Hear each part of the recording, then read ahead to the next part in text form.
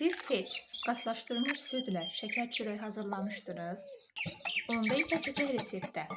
Deməli, ilk öncə yumurtanı kərə yağı ilə qarışdırıb, qatlaşdırılmış südü, vanili, qabartmanı əlavə edib qarışdırırıq. Sonra yavaş-yavaş unumuzu da əlavə edib yumşaq xəmir yoğururuq. Əlimizlə forma verib, üzərinə yumurta sarısını çəkib 180 dərəcədə bişiririk. Bişirən hər bir kəsə nuş olsun. Bəyənməyi və rəy yazmağı unutmayın. Bizləri həmçinin Instagram, YouTube, TikTok üzərindən də izləyə bilərsiniz. Hələlik!